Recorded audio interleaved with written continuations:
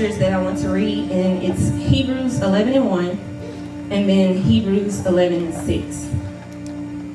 Now faith is the substance of things hoped for, the evidence of things not seen. Hebrews 11 verse 6. But without faith it is impossible to please him. For he that cometh to God must believe that he is, and that he is a rewarder of them that diligently seek him. So a lot of times, people don't give their tithes.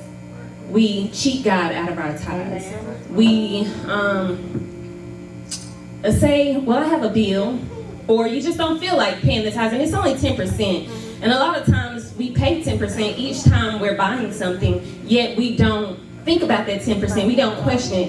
But when it comes to God, we question that 10%. Come on. And a lot of times we want things, but we don't give God anything. You're asking, but what are you giving? That it's a relationship, really. Would you want to be with someone who's just take? Right. So that's sometimes some of us, and I'm not saying us in this room, but I'm just speaking in general. Some of us as people, we just come to God when we need something. Right. But we aren't praying, we aren't talking to him, we aren't seeking him diligently, because his word says he's a rewarder of them that diligently seek him. Talk about it. But are you diligently seeking him? Right. Are you only seeking him when times are bad? Right. When your money looking a little funny? Is that the only time that you're seeking God? Are you seeking him still when things are good? Are you really giving him that praise that he deserves? A lot of times we say we believe that God is a Jehovah Jireh, our provider, but do we really fully believe that?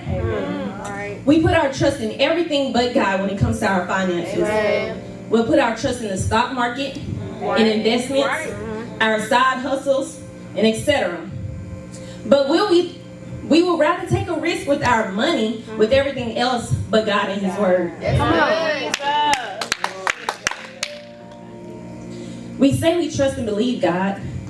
Luke 6:38 says, give, and it shall be given unto you.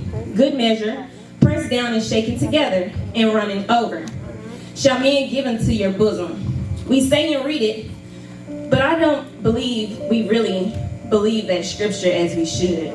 And there's a difference between believing and knowing. And we have to move past believing. Right. I know that my God will provide my needs. I know that he is Jehovah Jireh. I know that he can do everything that's listed in the Bible. So we have to move beyond believing and actually know. See, a lot of times, some of us, we may be budgeters, savers, but I'm here to tell you today, don't limit or put yourself on a budget when it comes to giving an offering. How would you like it if God put you on a budget, started cutting back your blessings, started putting a hole in your pocket? No promotion for you. Nothing for you. How would you feel if God treated you like that? He put your finances on a budget. See, we wouldn't like that, but when we think about doing it to God, we might not question it, and it's okay. You know. But we'll pay those bills no matter the amount. We'll pay it. We may not question the amount of the bill. We'll pay it regardless. But when it comes to, I think I want to give a little more. You're like, that may be a little bit too much. I don't think I'm going to do it. So we need to have that same mindset of when we pay our other bills, of how we come to God when it comes to paying our tithes and our offerings. And we must remember that God is the source of our supply. And I even like to think of it like this. God is the distributor. So I watch a lot of TV shows, as in, I'll say, drug shows. So I like to, there you have a distributor, and then a connect, and then the consumer. So God is the distributor. He is the source of our supply. So the connect is our job. That's your boss. That's maybe somebody in here who might bless you with a meal. They're the connect. And we are the consumer. So remember, God is the source of your supply. That connect wouldn't have anything if it wasn't for God. It all comes from God. He's just using someone or something to distribute it to you.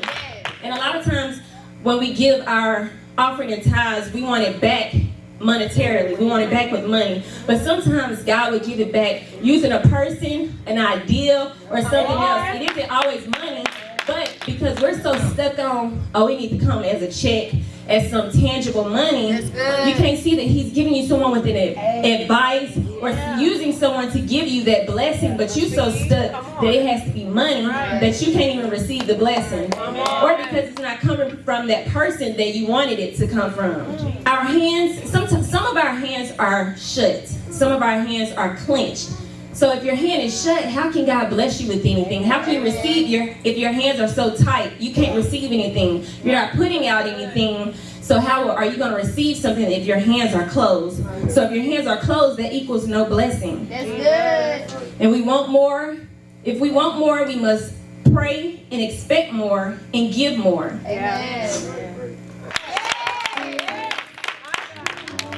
I had to do. You gotta see faith is seeing those things. Even though it's not here, you gotta see it. You have to imagine it. And that's exactly what I did. So you just gotta start imagining. Don't cut God short. Just know that he will do what it is you're praying for, but you also have to seek God. You have to have confidence that God can do what it is you're asking him to do. And God is able. It can do anything.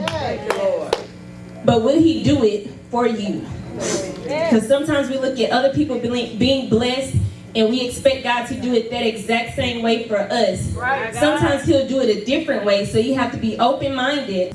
Remember that God can't work in doubt, fear, and unbelief. And on tonight, I want to ask you one question. I want to ask you to check your faith. What is your faith level?